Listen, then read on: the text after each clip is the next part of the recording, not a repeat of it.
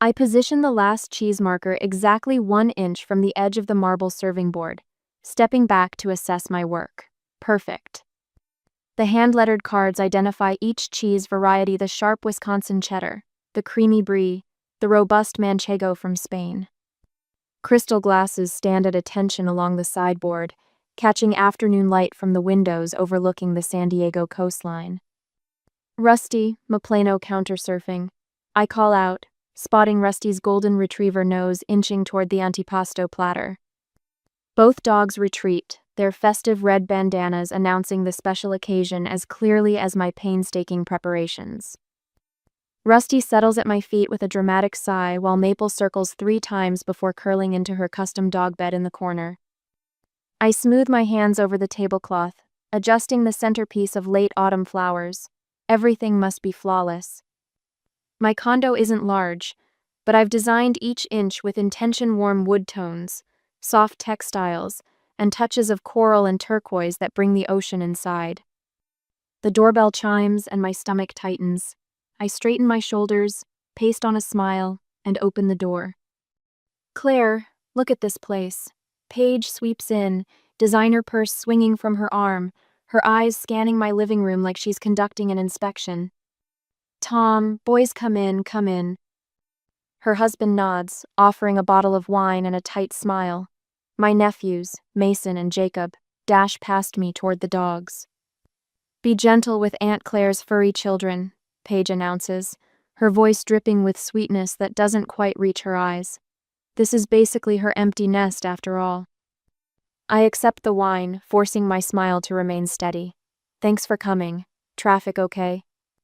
The usual nightmare. Between school pickup and soccer practice, we barely had time to change. She runs her hand along my bookshelf. "Must be nice having all this time to play house with your dogs. Your place always looks like a magazine spread."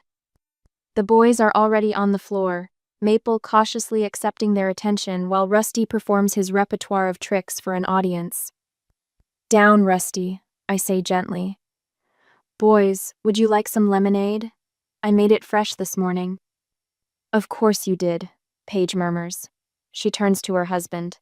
"Tom, remember when we had time to squeeze lemons?" I escape to the kitchen, arranging cucumber canapes sprinkled with dill from my windowsill herb garden. The phyllo cups with goat cheese and fig compote wait on another tray. I've been preparing since dawn, wanting everything to be perfect. When I return, Paige has claimed my favorite reading chair, scrolling through her phone. "These are lovely," she says, accepting a canapé without looking up. "Must be nice having time for fancy cooking when you don't have actual children." Her words slice through me, but I simply refill their wine glasses. Last Christmas flashes in my mind the wooden train set I'd spent weeks crafting for Mason, the detailed dollhouse furniture for Jacob's action figures. Paige had barely acknowledged them, later presenting the boys with expensive electronic tablets that made my gifts seem quaint. "How's the interior decorating business?" Tom asks, clearly trying to ease the tension. "Design," I correct quietly. "It's going well. I just finished a historical renovation in La Jolla and signed 2 new clients last week." Paige looks up. Claire's playing with fabric swatches while the rest of us handle real adult responsibilities. She laughs. But the dogs seem happy with her career choices. I think of my business license, my portfolio of transformed spaces, my grateful clients. None of it matters in Paige's narrative. In our family script, I'm the younger sister who hasn't grown up, who plays with colors and textures while she manages a household. When you have kids of your own someday, you'll understand what real work is, my mother had said at our last family dinner, patting my hand. If only they knew. Paige rises, wine glass aloft. "To families," she announces, glancing meaningfully at my dogs. "Real families and all the beautiful chaos they bring." My phone buzzes in my pocket. I check the screen. A text from Mark. "Downstairs. Ellie's sleepy but excited to see you." I glance at my watch. 6:30 p.m. exactly. Right on time. Something shifts inside me. The knot in my stomach unravels, replaced by a calm certainty. I've endured Paige's jabs for years, allowed her to paint me as incomplete, less than. but not anymore. Excuse me, I say, standing. I need to answer the door. Paige frowns. Are you expecting someone else? I don't answer, crossing to the entryway with unhurried steps. I open the door to find Mark, handsome in his casual button-down, holding a drowsy 4-year-old girl with auburn curls and freckles across her nose. Sorry we're late, he says softly. Someone didn't want to wake up from her nap. Ellie's eyes brighten when she sees me. She reaches out with both arms. Mama Claire. I take her with practiced ease, breathing in the scent of baby shampoo and the faint sweetness that is uniquely Ellie. I kiss her forehead. Hello, sweetheart, did you have sweet dreams? Mark leans in, pressing his lips to mine in a familiar gesture before hoisting an overnight bag higher on his shoulder. I turn back toward my living room, where Paige, Tom, and the boys have frozen in place, expressions ranging from confusion to shock. Ellie snuggles against my neck, playing with my gold hoop earring me grandmothers, the ones I never take off. Paige, Tom. I say, my voice quiet but firm. This is my family. Paige stands frozen in my living room, wine glass suspended halfway to her lips. Her mouth opens and closes twice before any sound emerges. You have a child? She finally manages, her voice pitched higher than usual. I shift Ellie to my hip, her small hand still playing with my grandmother's gold hoop. Mark and I have been together for 2 years. This is Ellie. Mark steps forward, extending his hand to Tom. Mark Jensen. Sorry we're running a bit late. Someone needed extra nap time today. Tom recovers faster than Paige, shaking Mark's hand firmly. No problem at all. I'm Tom. Those are our boys, Mason and Jacob, currently commandeering the dogs. The children look up at the mention of their names. Mason squints at Ellie. Who's that? This is Ellie, I say, lowering her gently to stand beside me. She's 4. Ellie, these are your cousins. Ellie peers at them from behind my leg, then points toward the hallway. Can I show them my toys? The boys look to their mother, who nods mechanically, still processing.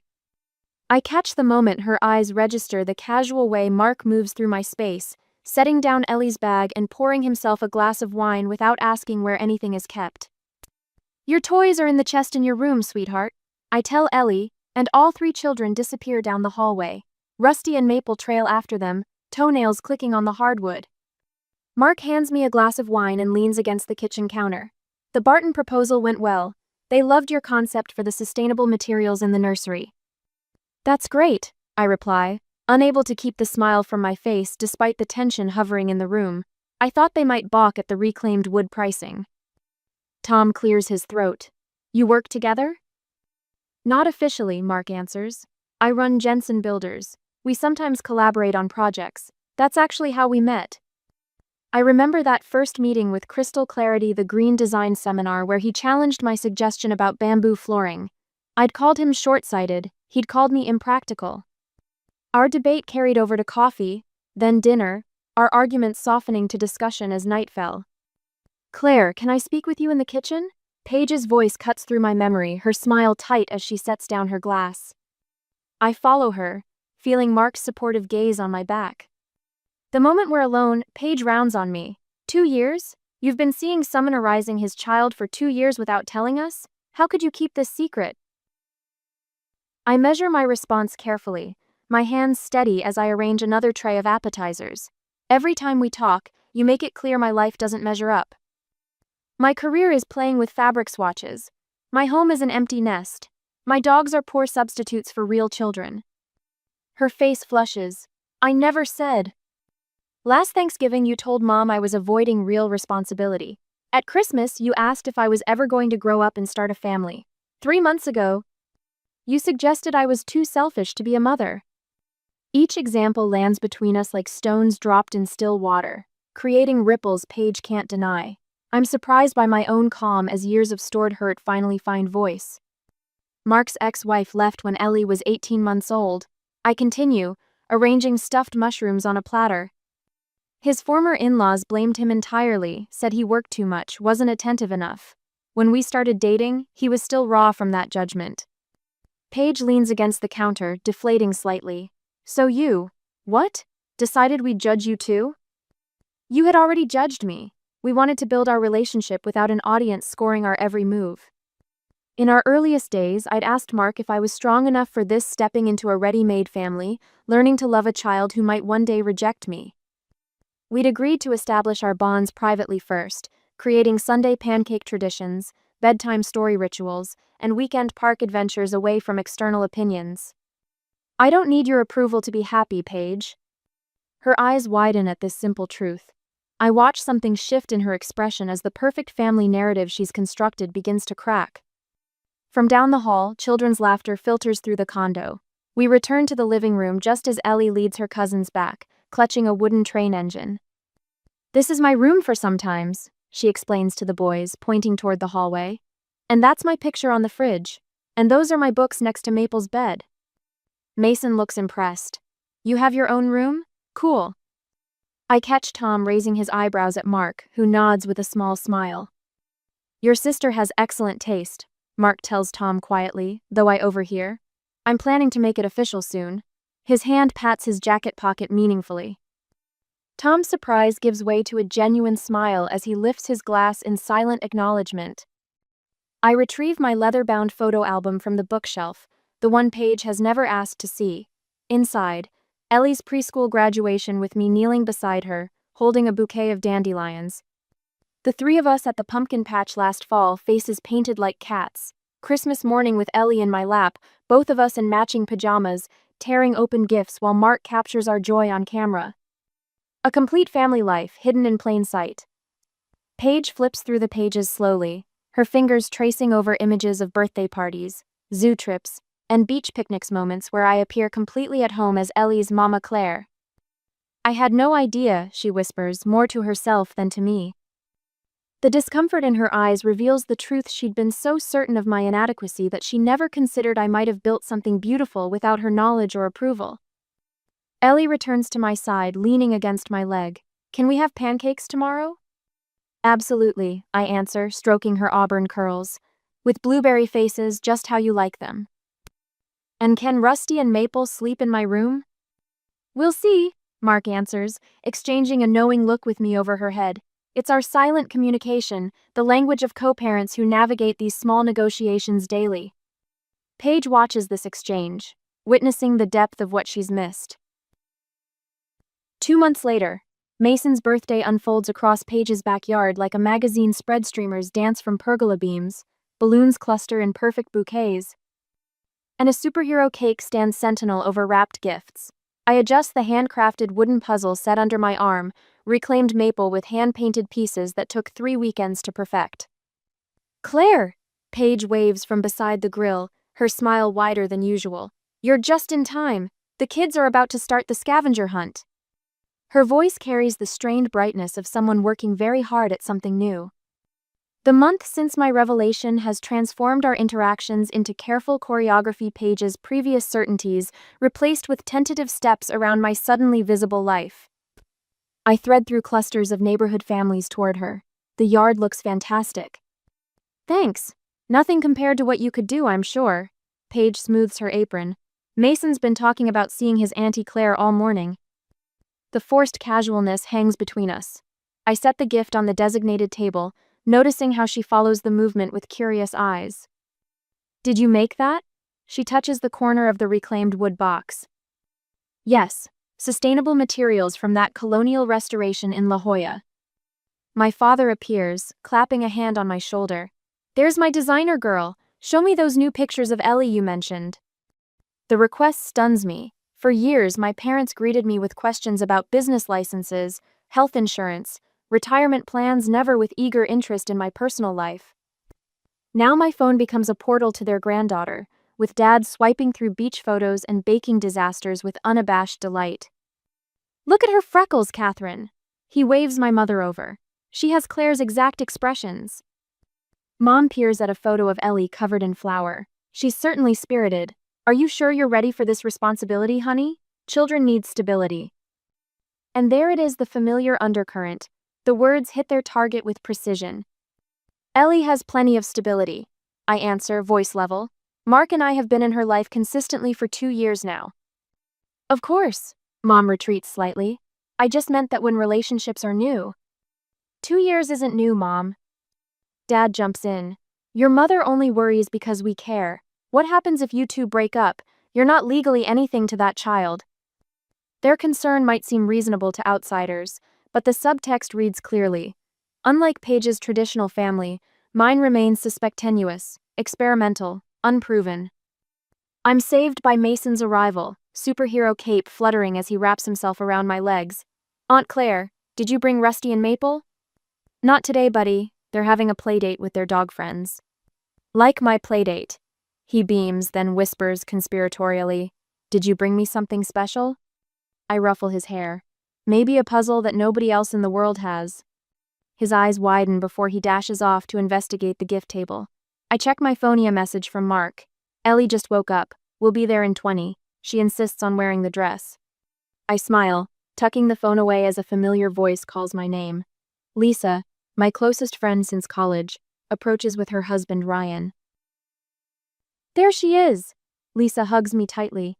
We just parked behind Javier and Dana. My circle of friends has arrived, the people who've known about Mark and Ellie from the beginning, who babysit on design emergency nights, who host our Sunday brunches. Lisa continues without lowering her voice. Ryan made those lemon squares Ellie loves. Where's my favorite bonus daughter anyway? Napping. Mark's bringing her soon. Paige freezes mid-conversation nearby, her head tilting slightly toward us. The casual reference to my family life, so natural to my friends, so shocking to my blood relations, creates ripples through the party's atmosphere. My business partner Javier joins us, drink in hand. Claire, I finalized the Henderson contract. Also, Ellie's artwork is still pinned up in the conference room. Clients absolutely love her color combinations. She gets that from Claire, Dana adds. Remember when she helped pick the palette for the Oceanside renovation? That kid has an eye. Paige drifts closer, wine glass clutched like a shield. Her expression bounces between curiosity and something harder to name, perhaps the dawning realization that while she imagined me living in isolation with only my dogs for company, I've built a community that embraces every aspect of my life. Ellie visits your office? She asks, voice careful. Javier nods enthusiastically. At least once a week. She has her own little desk in Claire's workspace. Kid knows more about textile durability than most design students. The revelation lands visibly on Paige's face. I am not playing at family. I am living it, fully integrated, without her knowledge or approval. More guests arrive. Conversations swirl. Children shriek through sprinklers on this warm afternoon. Through it all, Paige watches me with new eyes, seeing the easy familiarity between me and this circle of people who've witnessed what she's missed. The gate swings open, and conversations pause. Mark enters, holding Ellie's hand. She wears the blue floral dress I finished last week, with bows I created from leftover fabric scraps. Sorry we're late, Mark announces. Someone insisted on bringing her sketchbook. Ellie spots me and breaks free, running across the lawn with her drawing pad clutched to her chest. Mommy, look what I made for Mason. Mommy. The word spoken for the first time in front of my extended family stops conversations mid-sentence. My parents freeze. Paige's wine sloshes dangerously close to the rim of her glass.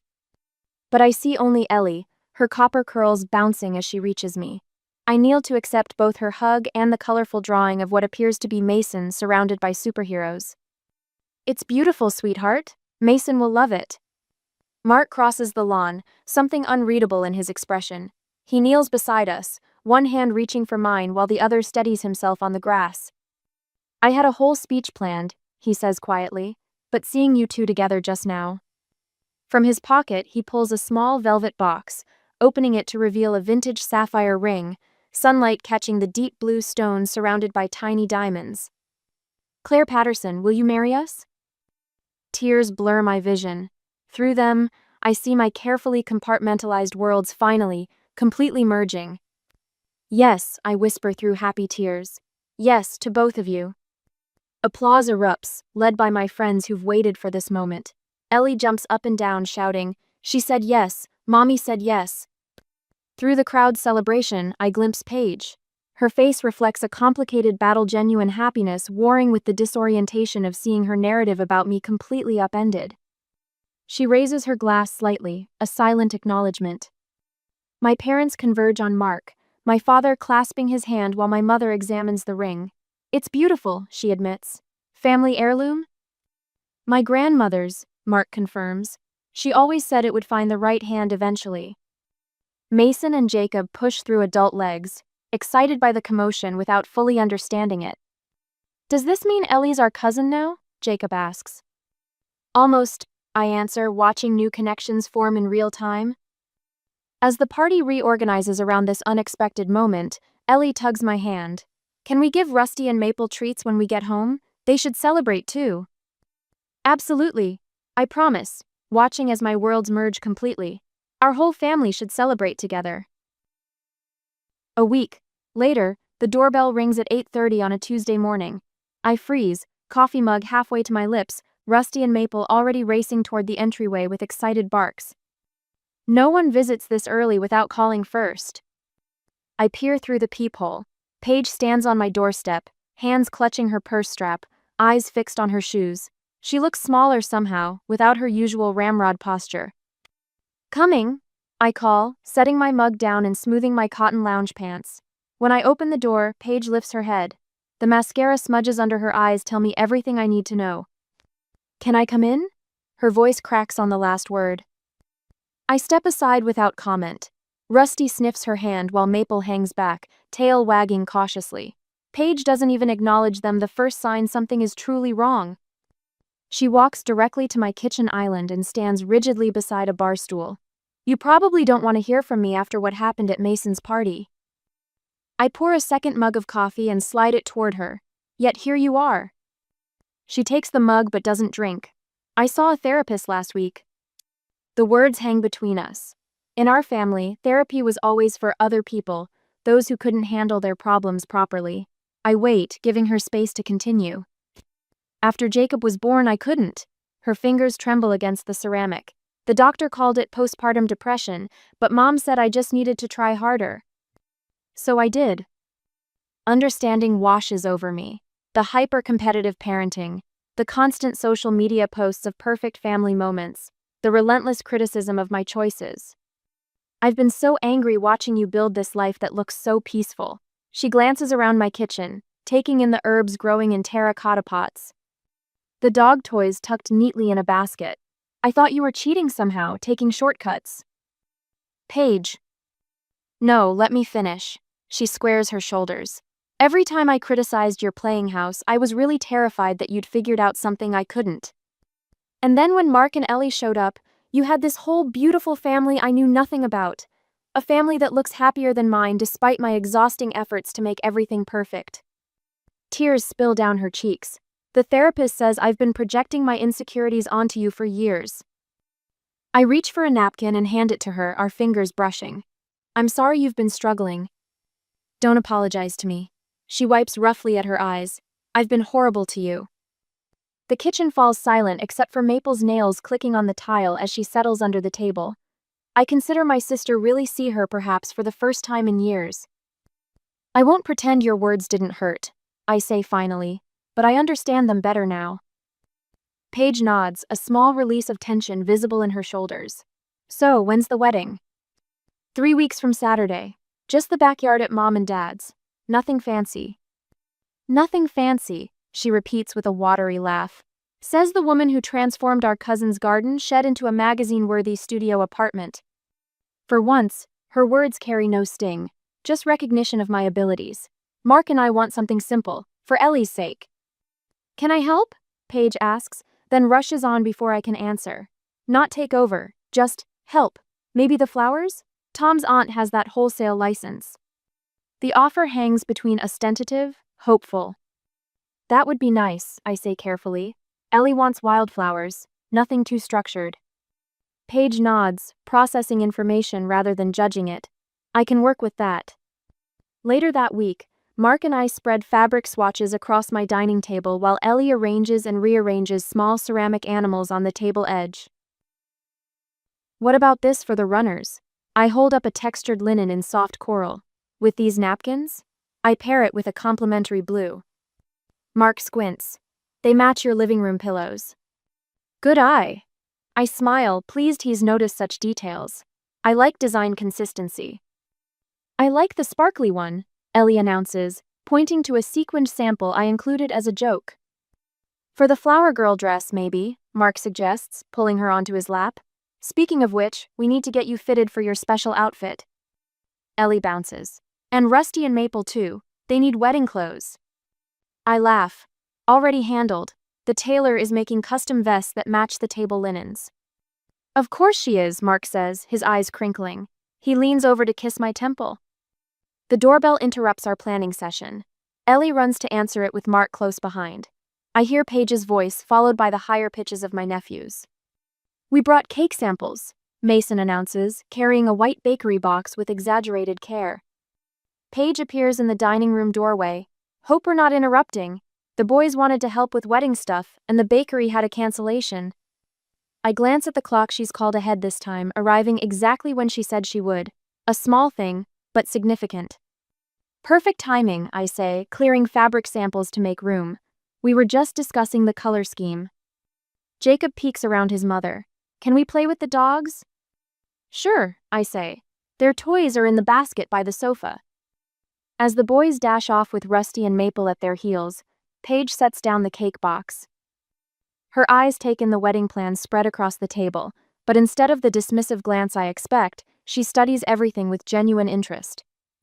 This is going to be beautiful, Claire, she says softly, just like everything you touch. The compliment sincere, without qualifications, catches me off guard. I meet her eyes and see something new there, respect. Mark slides an arm around my waist.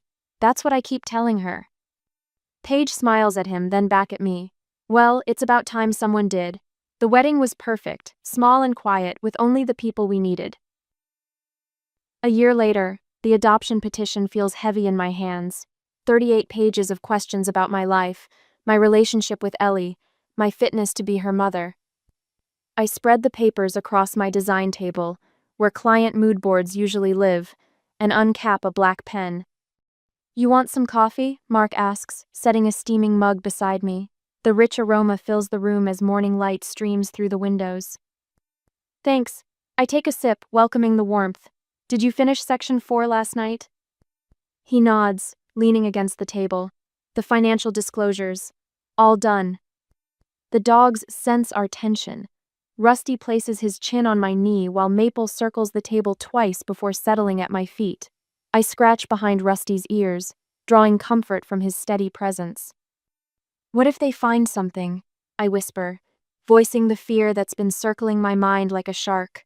What if I'm not? You're already her mother, Mark says firmly. He places his hand over mine, stopping the nervous tapping I hadn't realized I was doing. This is just paperwork catching up to reality. The home study last week left me raw, a stranger walking through our house, opening closets, examining Ellie's room, questioning our parenting philosophies. The social worker was kind but thorough, her notebook filling with observations about the life we've built. I turn to section 6, relationship with the child. My hand hovers over the blank space that asks me to describe my bond with Ellie. How do I distill 3 years of bedtime stories, Band-Aid applications, and ballet lessons into paragraph form? The doorbell rings. Rusty barks once, trotting toward the entryway. That's Mom with Ellie, Mark says, heading for the door. Moments later, Ellie bursts into the room, her backpack bouncing. Mama Claire, I lost another tooth at Grandma's. She grins wide, showing the fresh gap. I pull her into a hug, breathing in the scent of apple shampoo and strawberry candy. The tooth fairy's going to be busy tonight. I told Grandma you're gonna be my forever mom soon, like legally forever. My throat tightens. That's the plan, sweetheart. Mark's mother waves from the doorway. She was perfect, all done. After she leaves, Mark takes Ellie for ice cream, giving me quiet to finish the paperwork. I write about teaching Ellie to plant sunflowers, about our Saturday morning pancake tradition, about holding her through nightmares. Each memory flows onto the page, creating a map of our connection. 3 weeks later, the certified letter arrives. I recognize the return address from our lawyer's office and can't bring myself to open it. It sits on the counter while I reorganize the linen closet, vacuum under the sofa, anything to delay the possibility of bad news.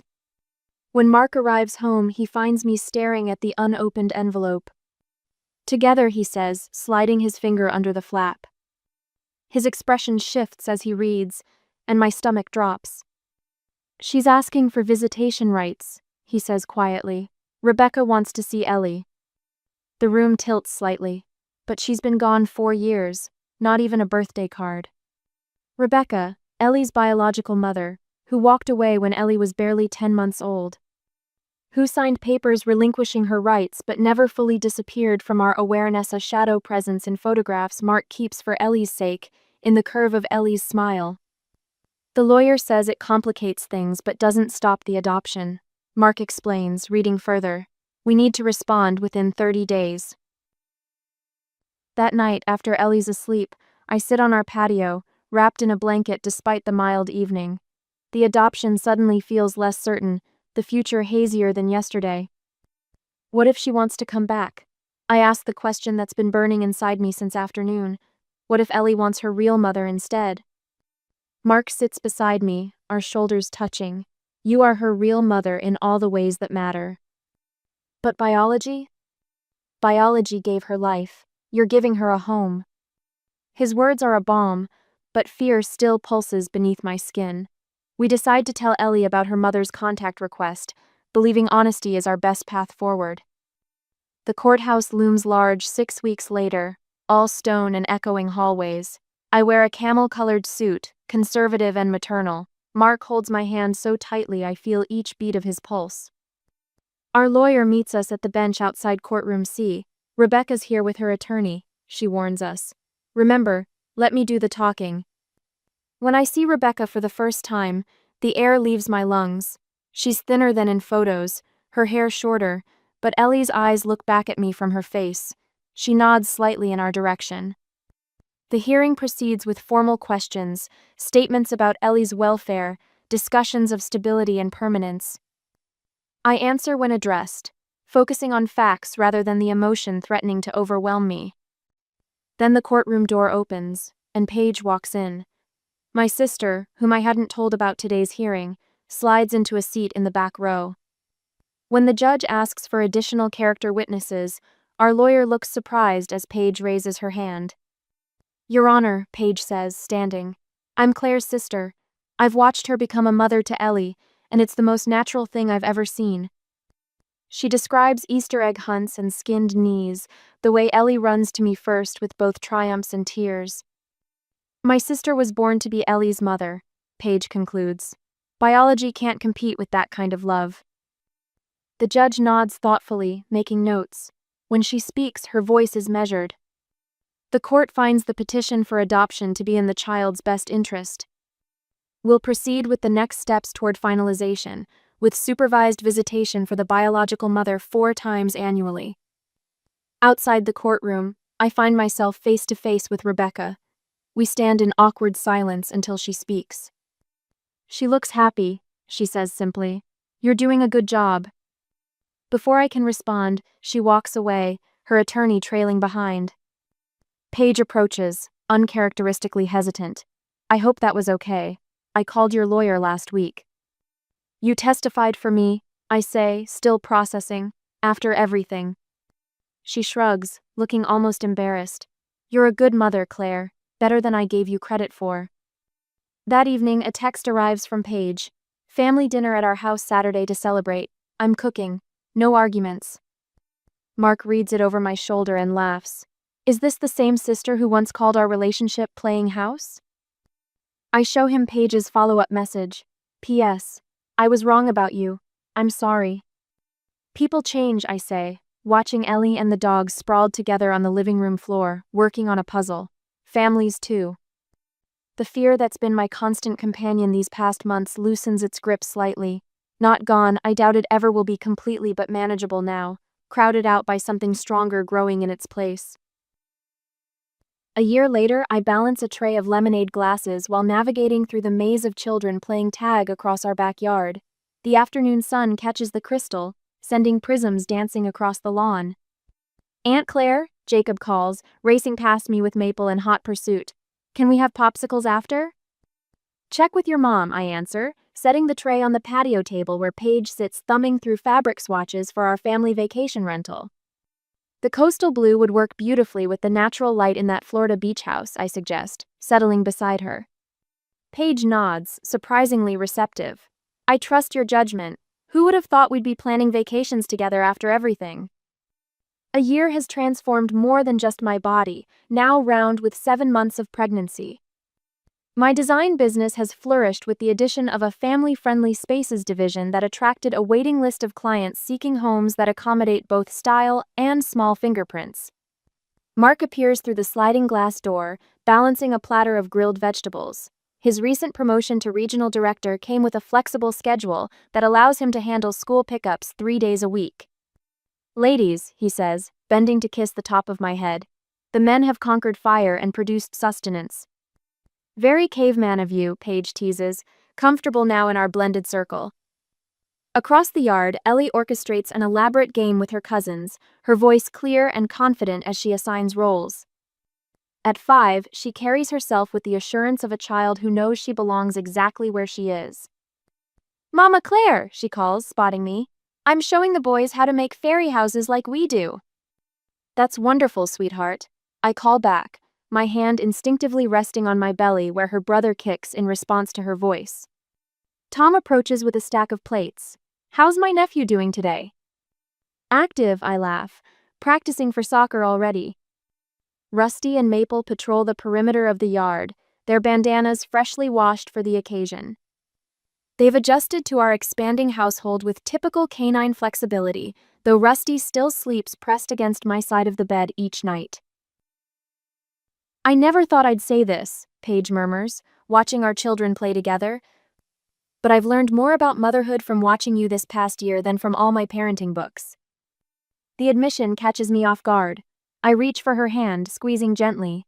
Thank you for supporting us through the adoption. Having you testify meant everything. Family isn't about fitting a mold, she says, echoing words I once whispered to Ellie during a midnight thunderstorm. It's about love. You taught me that. Mark watches us from the grill, pride evident in his expression. He's mastered the art of knowing when to step in and when to let me navigate these delicate family moments alone. As twilight approaches, our parents arrive bearing dessert. Dad immediately joins the children's game while Mom fusses over my comfortable seating arrangement with the practiced concern of an expectant grandmother. Later, as stars appear overhead, Mark brings me fresh lemonade, the ice clinking against crystal. Ellie curls against my side on the porch swing, drowsy from play. Story, Mama? She asks, patting my belly. Baby brother needs to hear about the princess and her magic garden. My hand rests on the swell of our growing child.